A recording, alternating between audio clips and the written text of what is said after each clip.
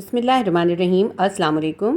Physics class 9। आज मैं आपको फिजिक्स का गैस पेपर करवाऊंगी। फिजिक्स के अंदर आपके जितने भी इंपॉर्टेंट क्वेश्चंस आ सकते हैं वो बताऊंगी। अगर आप इस गैस पेपर की कम्प्लीटली प्रिपरेशन कर लेंगे तो इंशाल्लाह ताला आपके 100% मार्क्स आ सकते हैं, क्योंकि अब आपकी डेट शीट आ चुकी है। पूरा कंप्लीट सिलेबस रिवाइज करना सबके लिए बहुत मुश्किल होता है, इसलिए अगर आप सिर्फ ये क्वेश्चंस भी रिवाइज कर लेंगे तो आपके बहुत अच्छे मार्क्स आ सकते हैं। ये गैस पेपर मैंने चैप्टर वाइज बनाया है। हर चैप्टर के अंदर जितने भी इंपॉर्टेंट क्वेश्चंस, न्यूमेरिकल्स और वर्क एग्जांपल्स हैं वो मैं आपको आज मार्क करवाऊंगी।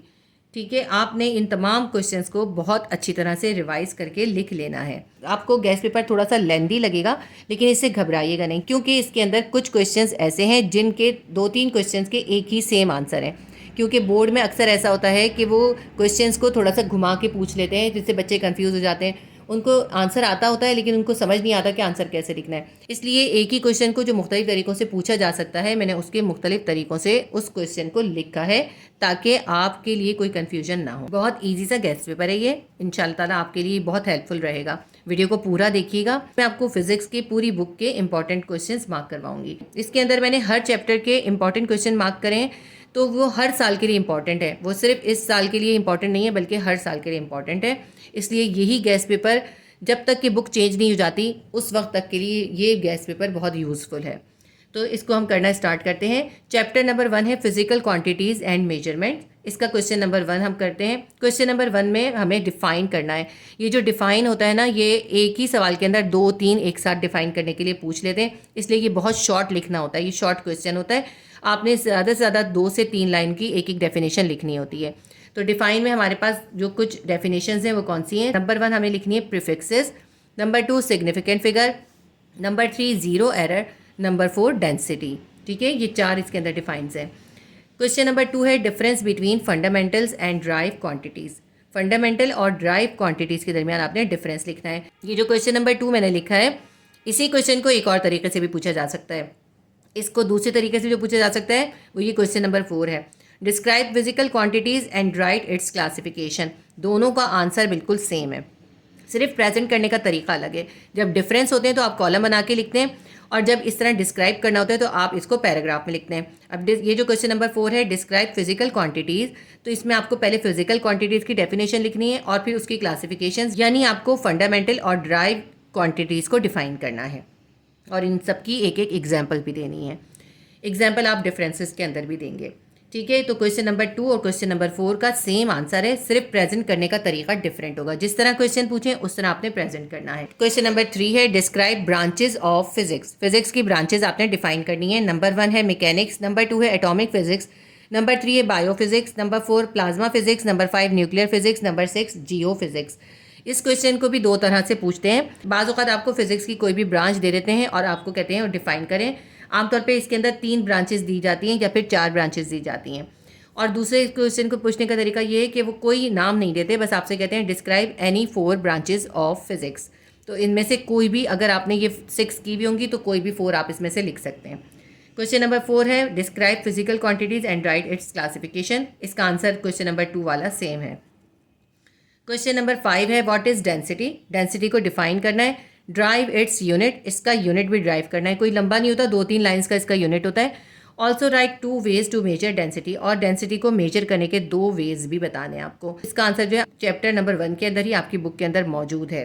ठीक है, और ये क्वेश्चन बहुत इंपॉर्टेंट क्वेश्चन है। पास्ट 2 ईयर्स के अंदर ये क्वेश्चन आपका आया हुआ है, तो ये मोस्ट इंपॉर्टेंट क्वेश्चन है इस चैप्टर का। न्यूमेरिकल इसमें आपने क्वेश्चन नंबर 3 करना है, क्वेश्चन नंबर 7 और क्वेश्चन नंबर 11, और वर्क एग्जाम्पल 1 और 2। अब इसका मतलब ये नहीं है कि आप सिर्फ यही न्यूमेरिकल, यही वर्क एग्जाम्पल करें। ये सिर्फ उन स्टूडेंट्स के लिए जो बहुत सिलेक्टिव पढ़ना चाहते हैं। चैप्टर नंबर 1 के न्यूमेरिकल ज़्यादा इंपॉर्टेंट नहीं है, इसलिए हम सिर्फ ये थोड़े से न्यूमेरिकल्स ही करेंगे इसके अंदर। अब इसके बाद चैप्टर नंबर 2 देखते हैं। चैप्टर नंबर 2 है काइनेमेटिक्स। क्वेश्चन नंबर 1 है डिफाइन। हमें इन तमाम की डेफिनेशंस डिफाइन करनी है। जब ये क्वेश्चन आता है डिफाइन का तो इतनी सारी उसके अंदर नहीं पूछते, उसके अंदर 3 या 4 डेफिनेशंस होती हैं और सब अलग अलग चैप्टर से होती हैं, एक ही चैप्टर से नहीं होती। लेकिन इस एक चैप्टर के अंदर जो जो डिफाइन में छोटे से सिंगल 2 लाइंस के आंसर वाली डेफिनेशंस आ सकती हैं वो ये हैं। ठीक है, ये इस चैप्टर की इंपॉर्टेंट है। वरना तो जब ये क्वेश्चन आता है डिफाइन वाला, इसके अंदर 2-3 चैप्टर की मिक्स करके डेफिनेशंस आती हैं और ये आपने शॉर्ट में ही लिखना होता है, बहुत लॉन्ग आपको डिफाइन नहीं करना होता। इसके अंदर जो डेफिनेशंस आपने करनी है, नंबर 1 है काइनेमैटिक्स, नंबर 2 है एक्सेलरेशन, नंबर 3 है डायनामिक्स, नंबर 4 है स्पीड, नंबर 5 है यूनिफॉर्म स्पीड, नंबर 6 है velocity, number 7 uniform velocity, number 8 uniform acceleration. ये देखें, ये है स्पीड और ये है यूनिफॉर्म स्पीड। इन दोनों की डेफिनेशंस जो हैं बिल्कुल तकरीबन सेम होती हैं, इनके अंदर सिर्फ थोड़ा सा कुछ वर्ड्स का डिफरेंस होता है। इसी तरह वेलोसिटी और यूनिफॉर्म वेलोसिटी, इन दोनों के अंदर भी सिर्फ कुछ वर्ड्स का डिफरेंस होता है। और एक्सेलरेशन और यूनिफॉर्म एक्सेलरेशन के दरमियान में भी दोनों की डेफिनेशन तकरीबन सेम है, इसके अंदर भी बस थोड़ा सा कुछ वर्ड्स का डिफरेंस होता है। तो इसलिए आपने इनकी अलग अलग डेफिनेशन ज़रूर याद करनी है। बाज़-औक़ात एक्सेलरेशन देते हैं, बाज़-औक़ात यूनिफॉर्म एक्सेलरेशन देते हैं। ये क्वेश्चन नंबर 1 की डेफिनेशंस हो गई। ये तमाम हमें शॉर्टली सिर्फ 3 लाइन्स की डिफाइन करनी है। आपने इसकी सिर्फ डेफिनेशन लिखनी है और उसका फॉर्मूला लिख देना है बस।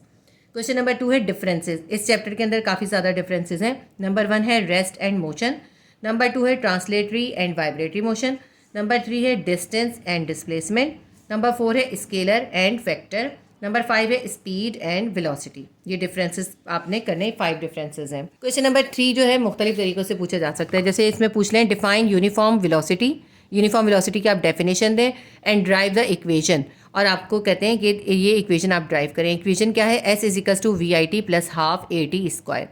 और इसी को दूसरी तरह भी पूछ सकते हैं, S=VIT + ½ GT² करके भी पूछते हैं। बिल्कुल सेम होता है इसका ड्राइव करने का तरीका, और ये मैंने आपको सिखाया हुआ है कि एक ही जगह जब G यूज़ करते हैं तो किस तरह से इसको ड्राइव करते हैं। इस तरह से दें या इस तरह से दें, दोनों एक ही तरह से ड्राइव होता है, सिर्फ थोड़ा सा कुछ लाइंस का डिफरेंस होता है। ये क्वेश्चन नंबर 3 के अंदर ये इक्वेशन आपने ड्राइव करनी है। इसको क्वेश्चन को एक और तरह भी पूछ सकते हैं, इसको इस तरह भी पूछते हैं, drive the second equation of motion. Second equation of motion आपको पता है यही है, S=VIT + ½ AT²। तो ये आपको ड्राइव करनी होती है। ये मोस्ट इंपॉर्टेंट क्वेश्चन है, क्वेश्चन नंबर 3 और क्वेश्चन नंबर 4। अब ये जो सेकेंड इक्वेशन ऑफ मोशन है ये पास्ट 2 ईयर्स से आ रही है, तो ये क्योंकि 2 साल आ चुकी है इसलिए ये जो थर्ड इक्वेशन ऑफ मोशन है ये आपके लिए मोस्ट इंपॉर्टेंट है। लेकिन आपने इसको भी नहीं छोड़ना, इसकी भी प्रैक्टिस करनी है। क्यों करनी है ये मैं भी आपको समझाती हूँ। पहले हम क्वेश्चन नंबर 4 पढ़ते हैं। क्वेश्चन नंबर 4 है explain the term VI, drive the equation. अब इसके अंदर VI की टर्म पूछ ली, तो ये जो इसका पहला पार्ट है ना, इसके अंदर ये आपको इसमें से किसी भी चीज़ की डेफिनेशन पूछ सकते हैं। अब VI यानी वेलोसिटी है ना, इनिशियल वेलोसिटी आप बता सकते हैं, it is the initial velocity, बस आपको सिर्फ यही बताना है। इसी तरह यूनिफॉर्म वेलोसिटी, इसके अंदर यूनिफॉर्म वेलोसिटी की डेफिनेशन देनी है। अब इसके अंदर आपको यूनिफॉर्म एक्सेलरेशन या टाइम, इनमें से किसी भी चीज़ का पूछ सकते हैं। इसके अंदर एक लाइन की आपको इसकी एक्सप्लेनेशन देनी होगी कि ये क्या चीज़ है। अब ये जो एक्सप्लेन करना है ना आपको इस टर्म को, इसके अंदर इस टर्म की जगह कोई और टर्म भी हो सकती है। यहाँ VF भी हो सकती है, A भी हो सकता है, और S भी हो सकता है, और VI भी हो सकती है, कोई भी टर्म हो सकती है। ठीक है, तो ये टर्म्स आपने क्योंकि डिफाइन के अंदर इनकी छोटी छोटी डेफिनेशन याद की, मैं आप बता सकते हैं। VI क्या है? VI इनिशियल वेलोसिटी है। VF होगा तो VF is the final velocity. A क्या होगा? A जो होगा एक्सेलरेशन, और S क्या होगा? It is the distance. Question number 4 क्या है? Explain the term VI, drive the equation. कौन सी इक्वेशन ड्राइव करनी है? Third equation of motion drive करनी है। 2AS=VF² - VI²। ज़्यादातर इन इक्वेशंस को इसी फॉर्म में पूछते हैं, लेकिन इसमें भी पूछ सकते हैं। मैंने इसलिए लिख दिया ताकि अगर इस तरह पूछते हैं तो आप इस क्वेश्चन को मिस ना करें। 2GS=VF² - VI²। A की जगह सिर्फ G आ गया। A की जगह G कब आता है ये मैंने आपको इस क्वेश्चन की जो एक्सप्लेनेशन है उसके अंदर बहुत अच्छे से एक्सप्लेन किया हुआ है। ठीक है, अच्छा अब मैं आपको इंपॉर्टेंट बात बताऊं कि आपने ये वाली दोनों डेरिवेशंस क्यों करनी है। इन दोनों में से एक डेरिवेशन आपके लॉन्ग क्वेश्चन में आएगी। आपका लॉन्ग क्वेश्चन अगर इन 2 डेरिवेशंस को करने के बाद अटैम्प्ट हो सकता है तो आप क्यों छोड़ें एक को भी? दोनों को कंफर्म बहुत अच्छे से तैयारी करें, इससे कंफर्म आपका एक सेक्शन C का लॉन्ग क्वेश्चन कवर हो जाएगा। ये दोनों इक्वेशन ऑफ मोशन यानी फर्स्ट इक्वेशन ऑफ मोशन और सेकंड इक्वेशन ऑफ मोशन आपने बहुत अच्छी तरह से करनी है। इसके अंदर न्यूमेरिकल्स आपको सारे करने हैं। इसकी भी वजह है, इसकी वजह यह है कि इस चैप्टर में से एक न्यूमेरिकल आपका 100% आता है। ठीक है, इसलिए आप इसके तमाम न्यूमेरिकल करेंगे, लेकिन स्पेशली ख़ास तौर पे जो है 4A, 5C और 5E, ये वो न्यूमेरिकल्स हैं जो कि पास्ट 2 ईयर्स में आए हैं। चैप्टर नंबर 2 के न्यूमेरिकल्स ये आपके पास देखें बुक में पेज नंबर 57 के ऊपर है। इन पे कोई नंबरिंग नहीं हुई हुई। अगर हम इसके हिसाब से नंबर डालें, ये 1, ये 2 हो गया, ये 3 हो गया, ये 4 हो गया, तो आपके पास जो न्यूमेरिकल है इसके अंदर वो है 4A, 4B, 5C, 5D और 5E। ये 5 न्यूमेरिकल्स हैं। वैसे आपको ये 5 के 5 न्यूमेरिकल्स बहुत पक्के करने चाहिए, उसकी वजह ये कि इनमें से एक न्यूमेरिकल आता है और इसकी तमाम वर्क एग्जाम्पल भी आपको करनी चाहिए। जो आपके पास 2 ईयर्स में आया हुआ है वो आपका 4A आया हुआ है और 5C आया हुआ है। और 5C के अंदर यहाँ जो 50 मीटर है इसकी जगह पे 70 मीटर गिवन किया हुआ है, ठीक है। तो इस तरह से ये आपका मोस्ट इंपॉर्टेंट न्यूमेरिकल हो भी सकता है, क्योंकि लास्ट ईयर तो ये आ गया, तो इनमें से कोई और भी न्यूमेरिकल आपका आ सकता है। आपने इस चैप्टर के तमाम न्यूमेरिकल्स, ये 5 के 5 न्यूमेरिकल्स और इसकी तमाम वर्क एग्जाम्पल्स करनी है, ठीक है। ऑल न्यूमेरिकल्स खास तौर पे 4A 5C 5E और वर्क एग्जाम्पल में आपने इसकी तमाम वर्क एग्जाम्पल हैं 1 to 7 ये करनी है। अगर आप अपना एक न्यूमेरिकल अटैम्प्ट करना चाहते हैं तो इस चैप्टर के आपको तमाम न्यूमेरिकल्स करने हैं। 6 चैप्टर्स मैं आपको वो बताऊंगी जिनके आपको तमाम न्यूमेरिकल्स करने चाहिए, क्योंकि उनमें से आपका एक न्यूमेरिकल ज़रूर आएगा। अगर आप उन 6 चैप्टर्स के तमाम न्यूमेरिकल्स कर लेते हैं और उनकी तमाम वर्क एग्जाम्पल्स कर लेते हैं तो आप शॉर्ट क्वेश्चन के अंदर वो 5 न्यूमेरिकल्स आराम से अटैम्प्ट कर सकते हैं, ठीक है। तो ये हमारे चैप्टर नंबर 2 के तमाम इंपॉर्टेंट क्वेश्चन हो गए। चलिए चैप्टर नंबर 3 स्टार्ट करते हैं। चैप्टर नंबर 3 है डायनामिक्स। डायनामिक्स के अंदर डिफाइन का पहला क्वेश्चन लिखा है मैंने। नंबर 1 पे फोर्स, नंबर 2 है फ्रिक्शन, नंबर 3 है लॉ ऑफ इनर्शिया, नंबर 4 है सेंट्रीपिटल फोर्स, नंबर 5 है सेंट्रीफ्यूगल फोर्स, नंबर 6 है Newton's third law of motion, number 7 है momentum and the unit of momentum. Momentum define करना है और उसके साथ उसका यूनिट भी आपने ड्राइव करना है। बहुत छोटा सा होता है, काफ़ी शॉर्ट है ये। नंबर 9 है law of conservation of momentum. ये भी मोस्ट इंपॉर्टेंट डेफिनेशन है, ये भी आपने करनी है और इसके साथ इसका आपने इक्वेशन भी लिखनी है। तो क्वेश्चन नंबर 1 के अंदर ये सारे डिफाइंस हैं, ये आपने शॉर्ट डिफाइन करने हैं। क्वेश्चन नंबर 2 है describe second law of motion and derive F equals to ma। ये भी मोस्ट इंपॉर्टेंट क्वेश्चन है, ये भी आपने जरूर करना है। न्यूटन्स का सेकंड लॉ ऑफ मोशन बताना है और F इजिकल्स टू ma को ड्राइव भी करना है। क्वेश्चन नंबर 3 है difference between centripetal and centrifugal force. अब इस क्वेश्चन को आप देखिए, तो जब आपने इन दोनों के डिफरेंस किए हुए हों तो आप यहाँ पे डेफिनेशंस के अंदर भी इनको आराम से लिख सकते हैं। सेंट्रीपिटल फोर्स की डेफिनेशन, सेंट्रीफ्यूगल फोर्स की डेफिनेशन, उसी को आप डिफरेंस बना के यहाँ पे भी लिख सकते हैं, ठीक है। सिर्फ क्वेश्चन के हिसाब से आपने प्रेजेंट करना है। जब भी डिफरेंस आएगा आपने 2 कॉलम बना के करना है। क्वेश्चन नंबर 4 है describe Newton's first law of motion. Newton का फर्स्ट लॉ ऑफ मोशन का दूसरा नाम है लॉ ऑफ इनर्शिया। अब देखें यही वाला जो है इसके अंदर शॉर्ट के अंदर लॉ ऑफ इनर्शिया में भी दिया हुआ है। यही लॉन्ग में इस तरह पूछ सकते हैं, लेकिन लॉन्ग में इसके साथ कहेंगे कि आप इसकी एग्जाम्पल से इसे एक्सप्लेन करें। Describe Newton's first law of motion या law of inertia and explain with 2 examples. इसकी एग्जाम्पल्स भी देनी होंगी।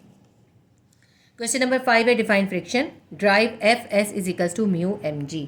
फ्रिक्शन की डेफिनेशन लिखनी है और ये उसकी छोटी सी डेरिवेशन है, ये ड्राइव करनी है। Fs equals to mu mg। अब इसी फ्रिक्शन के जितने भी टॉपिक्स हैं तमाम इंपॉर्टेंट हैं और मुख्तलिफ तरीके से इसके क्वेश्चंस बना के पूछे जाते हैं। मैंने वो तमाम मुख्तलिफ तरह से बनाए हुए क्वेश्चंस आपके लिए लिख लिए हैं। क्वेश्चन नंबर 6 है define friction, give any 2 advantages 2 disadvantages of friction और ways to reduce friction. Friction की सबसे पहले डेफिनेशन दें, उसके 2 एडवांटेजेस दें, 2 डिसएडवांटेजेस दें और 2 मेथड बताएं जिस तरीके से फ्रिक्शन को रिड्यूस किया जा सकता है। क्वेश्चन नंबर 7 है right 4 uses of rolling friction. Rolling friction के आपको यूजेस बताने हैं। फ्रिक्शन का ही एक और सवाल भी हो सकता है। Question number 10 define friction, describe it's type. Friction को डिफाइन करना है और उसकी टाइप्स बतानी है। आपको इसकी सारी टाइप्स मालूम है, उनकी तमाम टाइप्स को आप शॉर्टली डिफाइन कर देंगे। अगर लॉन्ग में आएगा तो फिर आपने इसको डिफाइन करना है, अगर शॉर्ट में आएगा तो आपने सिर्फ इसकी टाइप्स के नाम लिखने होंगे या एक एग्जाम्पल दे देंगे उसकी बस, ठीक है। तो ये फ्रिक्शन के देखें, एक ही फ्रिक्शन के टॉपिक के 3 मुख्तलिफ तरह से सवाल हैं और चौथा इसका डेफिनेशन के अंदर भी है। फ्रिक्शन का अगर आपने पूरा टॉपिक कर लिया तो आपके बहुत से सवाल कवर हो गए। क्वेश्चन नंबर 8 है how anti lock braking system ABS prevents the risk of sliding. Anti lock braking system या शॉर्टली इसको कहते हैं ABS, इससे किस तरह स्लाइड होने का रिस्क खत्म हो जाता है। जो ABS एंटी लॉक सिस्टम होता है गाड़ियों में होता है, जिसकी वजह से गाड़ियाँ जो है वो स्लाइड नहीं करती। ये ABS का जो है डिफाइन के अंदर भी आ सकता है और इस तरह इसका अलग से शॉर्ट में क्वेश्चन भी आ सकता है। क्वेश्चन नंबर 9 है difference between mass and weight. ये भी मोस्ट इंपॉर्टेंट क्वेश्चन है, सबसे ज़्यादा आने वाला क्वेश्चन है ये। मास और वेट के दरमियान आपको डिफरेंस बताना है। 4 डिफरेंसेस होने चाहिए कम अज़ कम और एक उसकी एग्जाम्पल होनी चाहिए। न्यूमेरिकल्स इसके अंदर आपने करने हैं 2B, 5B, 5C, 6B, 9C और 10B। और वर्क एग्जाम्पल आप कर लीजिएगा इसके अंदर 2, 3, 4, 5 और 7, ये इसकी वर्क एग्जाम्पल्स हो जाएंगी। तो अब ये हमारा जो है चैप्टर नंबर 3 कंप्लीट हो गया। चैप्टर नंबर 4 है turning effect of forces. Question number 1 है डिफाइन, इसमें आपको 6 डेफिनेशन करनी है। नंबर 1 है like and unlike parallel forces. Number 2 है principle of moment. Number 3 centre of gravity, number 4 couple, number 5 equilibrium और नंबर 6 है centre of mass. Question number 2 है define composition of vector, determine the force F bye it's rectangular component Fx and Fy। Composition of vector की आपने definition लिखनी है पहले, फिर उसके बाद आपको किसी वेक्टर F को डिटरमाइन करना है उसके रेक्टेंगुलर कंपोनेंट Fx और Fy की मदद से। ये बहुत इंपॉर्टेंट क्वेश्चन है, इसको आपने बिल्कुल भी नहीं छोड़ना। इसके ऊपर आप लिख सकते हैं कि ये मोस्ट इंपॉर्टेंट क्वेश्चन है आपका इस चैप्टर का। क्वेश्चन नंबर 3 है define resolution of vector. Vector की जगह फोर्स भी लिखा हुआ हो सकता है। तो आपको सबसे पहले रेजोल्यूशन ऑफ वेक्टर की डेफिनेशन लिखनी है, उसके बाद resolve vector F into its rectangular component, और फिर आपने वेक्टर F को उसके रेक्टेंगुलर कंपोनेंट्स में रिजॉल्व करना है। ये दोनों क्वेश्चन मोस्ट इंपॉर्टेंट है, लेकिन दोनों में बहुत बड़ा फ़र्क है। इस क्वेश्चन के अंदर जो क्वेश्चन नंबर 2 है, इसके अंदर आपको कॉम्पोजिशन ऑफ वेक्टर बताना है और एक वेक्टर के जो आपको रेक्टेंगुलर कंपोनेंट यानी Fx और Fy गिवन होंगे उससे आपने वेक्टर F को डिटरमाइन करना है। जबकि रेजोल्यूशन ऑफ वेक्टर के अंदर आपको एक वेक्टर F गिवन है, उसको आपने उसके रेक्टेंगुलर कंपोनेंट यानी Fx और Fy के अंदर रिजॉल्व करना है या ब्रेक करना है। ठीक है। अच्छा, इसी क्वेश्चन नंबर 3 को एक और तरह भी पूछ सकते हैं। दोनों का सेम आंसर होगा लेकिन सिर्फ क्वेश्चन का तरीका डिफरेंट हो सकता है, इसीलिए मैंने दोनों क्वेश्चंस लिख दिए ताकि आपका ये क्वेश्चन मिस ना हो और आप इस क्वेश्चन को आसानी से पहचान लें। इसका दूसरी तरह से क्वेश्चन ये आ सकता है, how a force can resolve into its perpendicular component. किसी फोर्स को उसके परपेंडिकुलर कंपोनेंट्स में किस तरह रिजॉल्व कर सकते हैं। सेम वही है, रेजोल्यूशन ऑफ वेक्टर की डेफिनेशन लिखनी होगी और एक वेक्टर F को उसके परपेंडिकुलर या रेक्टेंगुलर कंपोनेंट यानी Fx और Fy में रिजॉल्व करना होगा। क्वेश्चन नंबर 4 है डिफाइन टॉर्क और moment of force, right it's formula, right factors affecting on torque. सबसे पहले इसके अंदर आपको टॉर्क की डेफिनेशन देनी है। टॉर्क को जो है मोमेंट ऑफ फोर्स भी कहते हैं। अगर आप सिर्फ टॉर्क याद कर लेंगे और उसका दूसरा नाम मोमेंट ऑफ फोर्स याद नहीं करेंगे, तो अगर टॉर्क नहीं दिया क्वेश्चन के अंदर, मोमेंट ऑफ फोर्स दे दिया, तो आपको लगेगा कि ये क्वेश्चन आपको नहीं आता। टॉर्क का ही दूसरा नाम मोमेंट ऑफ फोर्स है, आपको इन दोनों को ही याद रखना है।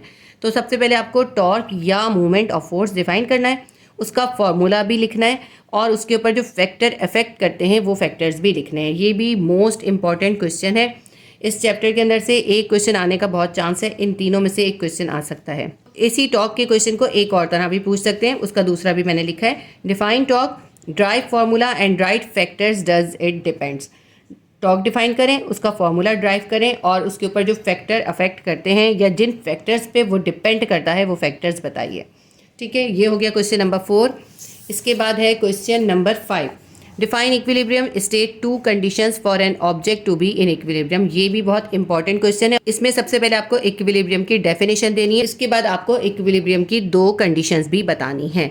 ये भी आपका एक और इम्पॉर्टेंट क्वेश्चन है। क्वेश्चन नंबर 6 है define equilibrium, describe states of equilibrium with 1 example. इसके अंदर भी आपको इक्विलिब्रियम की पहले डेफिनेशन देनी होगी, लेकिन इसके अंदर आपको स्टेट्स ऑफ इक्विलिब्रियम बतानी है। इक्विलिब्रियम की 3 स्टेट्स होती हैं, वो 3 स्टेट्स आपको इसमें डिफाइन करनी है और उनकी एक एक एग्जाम्पल देनी है। इस चैप्टर के अंदर आपके पास 5 इंपॉर्टेंट लॉन्ग क्वेश्चंस हैं। ये सब लॉन्ग क्वेश्चंस में आ सकते हैं। अगर ये शॉर्ट में आए तो आप शॉर्टली लिखिएगा, लॉन्ग में आए तो आपको लॉन्ग आंसर लिखना होगा। अब न्यूमेरिकल्स देख लेते हैं। इसके अंदर न्यूमेरिकल्स जो इंपॉर्टेंट है वो 2b, 3b, 4b, 5b और 8b इंपॉर्टेंट है। इसके अलावा एग्जाम्पल है 1, 2 और 3। ठीक है, ये मोस्ट इंपॉर्टेंट न्यूमेरिकल्स हैं। इनके अलावा भी आ सकते हैं, ज़रूरी नहीं कि यही न्यूमेरिकल्स आएँ। इसके बाद हम करते हैं चैप्टर 5। चैप्टर 5 है forces and matter.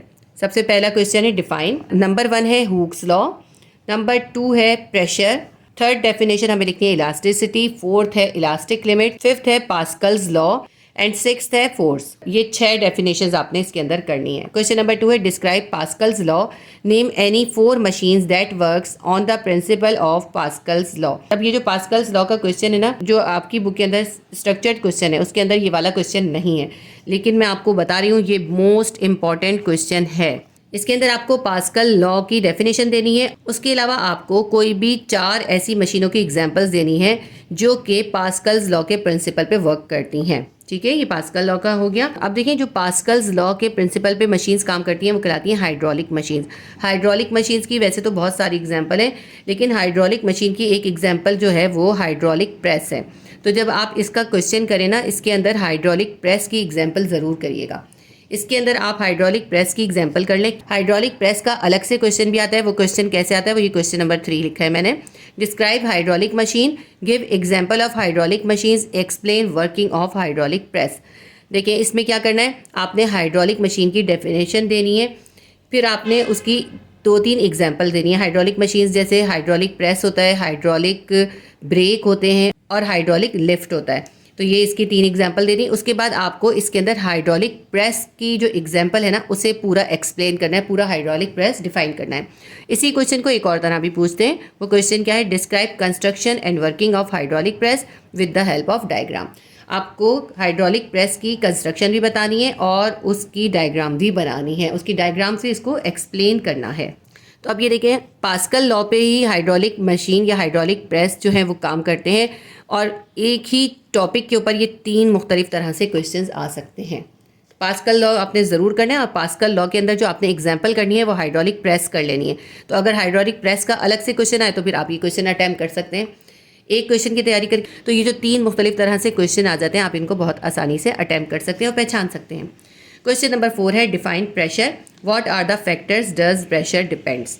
Pressure define करना है और फैक्टर्स बताने हैं जिन पे प्रेशर डिपेंड करता है। न्यूमेरिकल्स आपने इसके अंदर न्यूमेरिकल नंबर 4 और न्यूमेरिकल नंबर 8 करना है और वर्क एग्जाम्पल आपने करनी है एग्जाम्पल नंबर 1, एग्जाम्पल 2, एग्जाम्पल 3 और एग्जाम्पल 4। ये चैप्टर नंबर 5 के कंप्लीट हो गए। चैप्टर नंबर 6 करते हैं। चैप्टर नंबर 6 है ग्रेविटेशन। क्वेश्चन नंबर 1 है डिफाइन। नंबर 1 आपको डिफाइन करना है क्रिटिकल वेलोसिटी, नंबर 2 है ऑर्बिटल वेलोसिटी, नंबर 3 है कम्युनिकेशन सैटेलाइट, नंबर 4 है ग्रेविटेशनल फील्ड और नंबर 5 है आर्टिफिशियल एंड नेचुरल सैटेलाइट। अब ये जो आर्टिफिशियल एंड नेचुरल सैटेलाइट की यहाँ पे डेफिनेशन है, इसको आपने डेफिनेशन की तरह करना है। इसका एक और क्वेश्चन आ जाता है आर्टिफिशियल और नेचुरल सैटेलाइट के दरमियान डिफरेंसेस लिखने के लिए, तो फिर आपको उसको डिफरेंसेस की तरह 2 कॉलम बना के करना होगा। अगर डिफाइन करना होगा तो आपने पैराग्राफ बना के लिखना है, अगर डिफरेंस करना होगा तो आपने 2 कॉलम बना के इनका डिफरेंस लिखना होगा, कम से कम 5 पॉइंट। क्वेश्चन नंबर 2 है describe Newton's law of gravitation, derive F equals to G m1 m2 divided by r square. इसके अंदर आपको न्यूटन्स का लॉ ऑफ ग्रेविटेशन डिफाइन करना है और उसकी ये डेरिवेशन भी ड्राइव करनी है। ये भी एक बहुत इंपॉर्टेंट क्वेश्चन है। क्वेश्चन नंबर 3 है differences between capital G and small g। ये जो क्वेश्चन है ये शॉर्ट में आता है और शॉर्ट के लिए बहुत इंपॉर्टेंट है, और ये जो मैंने इससे पहले क्वेश्चन नंबर 2 बताया ये लॉन्ग में भी आ जाता है। क्वेश्चन नंबर 4 है derive mass of earth ME equals to small g RE square divided by g। इसके अंदर आपको मास ऑफ अर्थ की डेरिवेशन को ड्राइव करना है। ये भी इंपॉर्टेंट होती है, ये भी आ जाती है लॉन्ग में। और इसी क्वेश्चन को दूसरी तरह भी पूछ सकते हैं, state universal law of gravitation, determine the mass of earth by using the law of gravitation. आपको इसके अंदर पहले लॉ ऑफ ग्रेविटेशन बताना होगा और फिर लॉ ऑफ ग्रेविटेशन से किस तरह मास ऑफ अर्थ निकाला जा सकता है या मास ऑफ अर्थ की ये वाली इक्वेशन ड्राइव हो सकती है, वो आपको ड्राइव करके दिखानी है। क्योंकि ये जो इक्वेशन है ना मास ऑफ अर्थ की, ये लॉ ऑफ ग्रेविटेशन से ही ड्राइव होती है। अब इसको इस तरह से भी क्वेश्चन दे सकते हैं, इस तरह भी क्वेश्चन दे सकते हैं। ठीक है, ये क्वेश्चन नंबर 4 का ही दूसरा तरह से पूछा हुआ क्वेश्चन है। क्वेश्चन नंबर 5 है define artificial satellite, write any 4 purposes they are use. Artificial satellite की डेफिनेशन दीजिए और उसके कोई 4 यूजेस आपने बताने हैं। क्वेश्चन नंबर 6 है define orbital velocity, derive V equals to √GH bracket R plus H bracket close.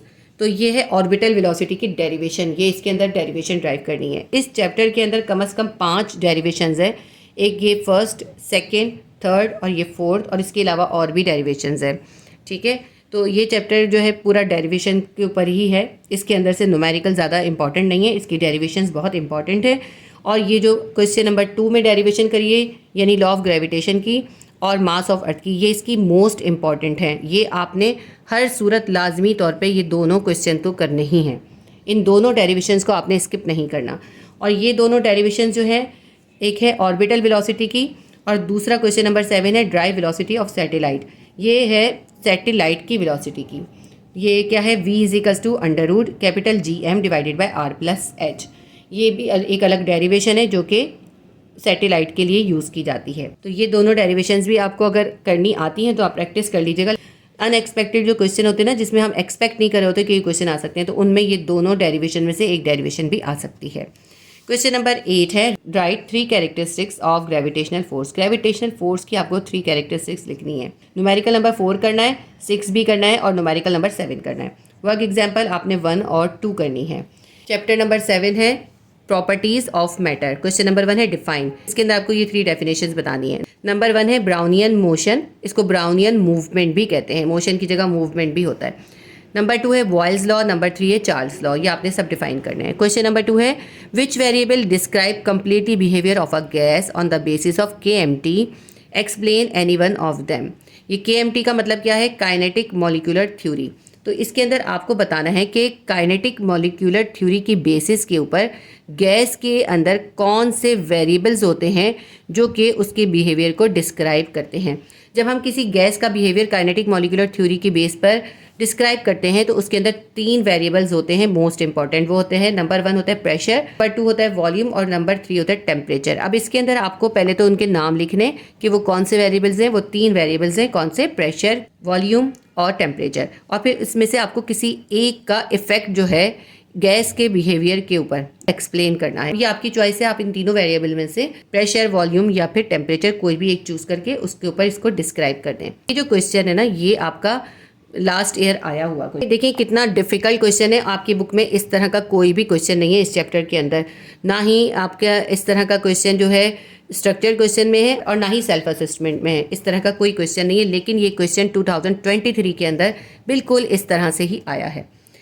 Answer आपको पहले से पता है, लेकिन इस क्वेश्चन का वही आंसर है जो आपने याद किया हुआ है। ये पहचानना बहुत इंपॉर्टेंट होता है। इसके अंदर असल में आपको किसी गैस के अंदर जो वेरिएबल्स का, प्रेशर का, वॉल्यूम का और टेम्परेचर का जो इफेक्ट होता है उनमें से किसी एक को आपको एक्सप्लेन करना है। तो ये लास्ट ईयर आपका क्वेश्चन आ गया है, लेकिन जो भी लास्ट ईयर क्वेश्चन आते हैं ना, उनको ये सोच के कि ये लास्ट ईयर आ गए, नहीं आ सकते, वो रिपीट भी हो जाते हैं। ठीक है, क्योंकि लास्ट ईयर आप देखें सेकेंड इक्वेशन ऑफ मोशन आई है और उससे भी पहले यानी लास्ट ईयर से भी एक साल पहले 2022 के अंदर भी सेकेंड इक्वेशन ऑफ मोशन आई है और 2023 के अंदर भी सेकेंड इक्वेशन ऑफ मोशन आई है, रिपीट हो गई है। उन इक्वेशंस ऑफ मोशन की बात कर रही हूँ जो कि आपके चैप्टर नंबर 2 काइनेमेटिक्स के अंदर हैं। क्वेश्चन नंबर 3 करते हैं। क्वेश्चन नंबर 3 है describe different states of matter on the basis of kinetic molecular theory. Kinetic molecular theory की बेस पर जो किसी भी मैटर की 3 स्टेट्स डिफाइन की जाती हैं वो आपको इसके अंदर डिफाइन करनी है। तीनों स्टेट्स को काइनेटिक मॉलिक्यूलर थ्योरी के अकॉर्डिंग आपको डिफाइन करना है। ये सेम क्वेश्चन जो है मैंने आपको केमिस्ट्री के अंदर करवाया है। केमिस्ट्री के अंदर भी ये चैप्टर था स्टेट्स ऑफ मैटर का, उसके अंदर भी इस तरह का क्वेश्चन था। वही सेम आंसर आप इसके अंदर भी लिख सकते हैं, बिल्कुल एग्जैक्ट आंसर है। क्वेश्चन नंबर 4 है explain Boyle's law, derive equation P1V1 will be equals to P2V2। ये भी इंपॉर्टेंट क्वेश्चन है आपका। ठीक है, इसके बाद क्वेश्चन नंबर 5 है differences between evaporation and boiling. Evaporation और बॉइलिंग के दरमियान आपको डिफरेंस लिखना है। ये सेल्फ असेसमेंट का क्वेश्चन है। क्वेश्चन नंबर 6 है difference between 3 states of matter in term of spacing between molecules. तो ये बताना है कि किस तरह से मॉलिक्यूल्स के दरमियान जो स्पेसेस होती हैं या उनके दरमियान जो डिस्टेंस होता है उसकी बेस पर मैटर की 3 स्टेट्स बनती हैं और उनको किस तरह डिफाइन किया जा सकता है। असल में आपको इसके अंदर 3 स्टेट्स ऑफ मैटर को डिफाइन करना है on the basis of spacing between molecule.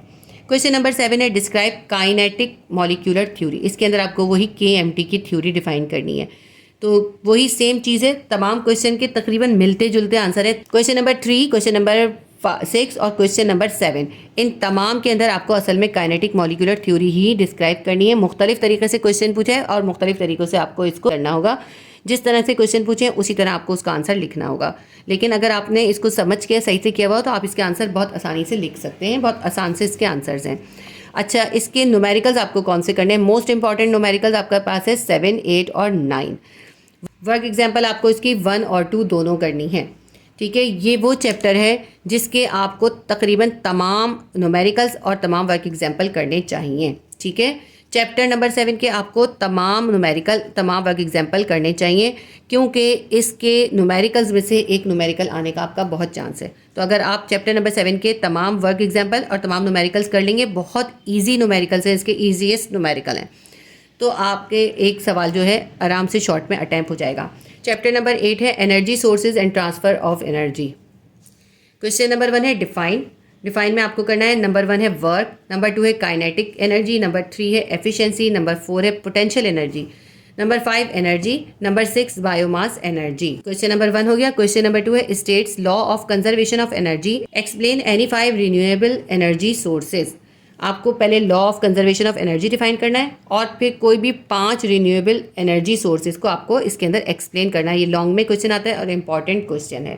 Question number 3 है डिफाइन काइनेटिक एनर्जी, के ई का मतलब है kinetic energy, and P E यानी पोटेंशियल एनर्जी। आपने इसके अंदर काइनेटिक एनर्जी और पोटेंशियल एनर्जी को पहले डिस्क्राइब करना है। And derive equation for gravitational potential energy P E is equals to M G H. और ये जो पी ई यानी पोटेंशियल एनर्जी की डेरिवेशन होती है P E is equals to M G H, ये आपको ड्राइव करना है। ये भी मोस्ट इंपॉर्टेंट क्वेश्चन है। ठीक है, question number 3, question number 2 most important question है। क्वेश्चन नंबर 4 है डिफाइन वर्क, वर्क की डेफिनेशन लिखनी है। Also drive F multiply by D. Dot का मतलब क्या होता है? मल्टीप्लाई। ठीक है, तो आपने वर्क की डेफिनेशन लिखनी है और इसकी छोटी सी डेरिवेशन होती है एफ मल्टीप्लाई बाय डी या एफ इंटू डी, इसकी डेरिवेशन आपको करनी है। क्वेश्चन नंबर 5 है what is wind energy, wind energy define करनी है। क्वेश्चन नंबर 6 है describe renewable energy sources. Question number 7 describe non renewable energy sources. Question number 8 है difference between renewable and non renewable energy sources. ठीक है, तो एक लिहाज से देखा जाए तो कितना इंपॉर्टेंट क्वेश्चन हो गया। इससे 2-3 तरह से क्वेश्चन बना के पूछे जा सकते हैं। और अगर हम टोटल देखें तो इसके अंदर आपको सिर्फ 3 लॉन्ग क्वेश्चन करने हैं। नंबर 1 क्वेश्चन आपने करना है यही रिन्यूएबल और नॉन रिन्यूएबल एनर्जी सोर्सेज का। नंबर 2 आपने ये पोटेंशियल एनर्जी की डेरिवेशन ड्राइव करनी है। और नंबर 3 जो इसका मोस्ट इंपॉर्टेंट है वो है डिफाइन पावर, पावर डिफाइन करें, drive it's equation and unit, और इसकी इक्वेशन और यूनिट भी ड्राइव करें। बहुत छोटी सी इसकी इक्वेशन होती है। अगर हम टोटल देखें ना तो इसके अंदर सिर्फ 4 क्वेश्चन है, बाकी के 4 क्वेश्चन जो है वो एक ही क्वेश्चन की मुख्तलिफ तरह से रिपीटेशन है। इसके अंदर न्यूमेरिकल्स नंबर 3, 8, 6, 19, 22B और 24B ये है न्यूमेरिकल्स इसके मोस्ट इंपॉर्टेंट। और वर्क एग्जाम्पल इसके हैं 1, 2, 3 और 5। लेकिन ज़्यादा बेस्ट ये होगा कि आप चैप्टर नंबर 8 के भी तमाम न्यूमेरिकल्स और तमाम वर्क एग्जाम्पल्स करिए। मैं आपको बताती हूँ आपको कौन से चैप्टर्स ऐसे हैं जिनके आपको तमाम वर्क एग्जाम्पल्स और न्यूमेरिकल करनी चाहिए। Chapter number 2, chapter number 3, chapter 6, chapter 7, chapter 8 और चैप्टर 9। अगर आप इन 6 चैप्टर्स की तमाम वर्क एग्जाम्पल्स और न्यूमेरिकल कर लेंगे तो आपके शॉर्ट क्वेश्चन के अंदर 5 न्यूमेरिकल आप बहुत आसानी से इसके ज़रिए अटैम्प्ट कर सकते हैं। ठीक है, और अगर आप बहुत शॉर्ट करना चाहते हैं तो फिर ये मैंने शॉर्ट करके जो इंपॉर्टेंट वो क्वेश्चन लिख दिए हैं जो कि पहले से आ चुके हैं एग्जाम में। ठीक है, लास्ट हमारा चैप्टर है chapter number 9 thermal properties of matter. इस चैप्टर के इंपॉर्टेंट बताने से पहले मैं आपको बता दूं कि क्लास 10 के फिजिक्स, केमिस्ट्री और बायोलॉजी के गेस्ट पेपर्स ऑलरेडी अपलोडेड हैं और ये गेस्ट पेपर्स मैंने लास्ट ईयर अपलोड किए थे। ये तमाम ईयर्स के लिए इंपॉर्टेंट क्वेश्चंस हैं, वो भी मैंने इसी तरह से चैप्टर वाइज हर चैप्टर के इंपॉर्टेंट क्वेश्चंस अलग से लिखे थे उसके अंदर। वही गेस्ट पेपर इस साल भी इंपॉर्टेंट है और अगले साल भी वही गेस्ट पेपर इंपॉर्टेंट होगा।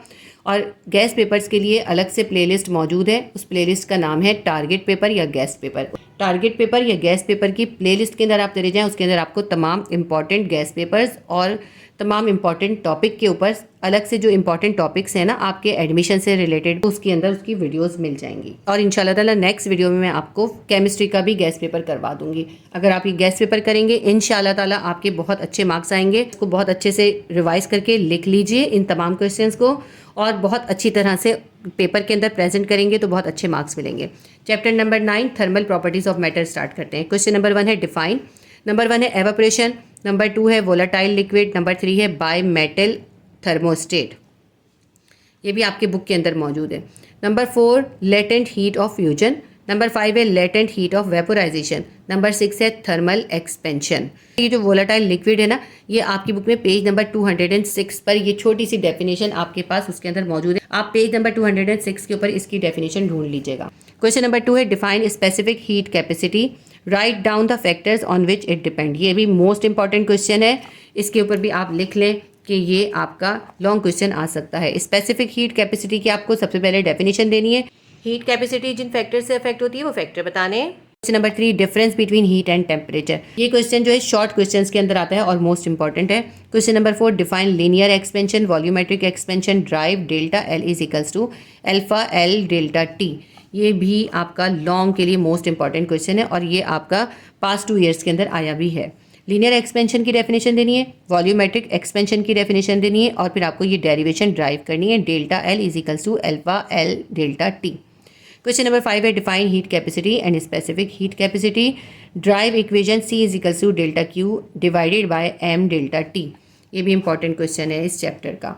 हीट कैपेसिटी की डेफिनेशन देंगे, स्पेसिफिक हीट कैपेसिटी की डेफिनेशन देंगे, दोनों की डेफिनेशन देंगे। उसके बाद आप ये इक्वेशन ड्राइव करेंगे, C is equals to delta Q upon M delta T। Question number 6 है define evaporation, write factors affecting surface evaporation process.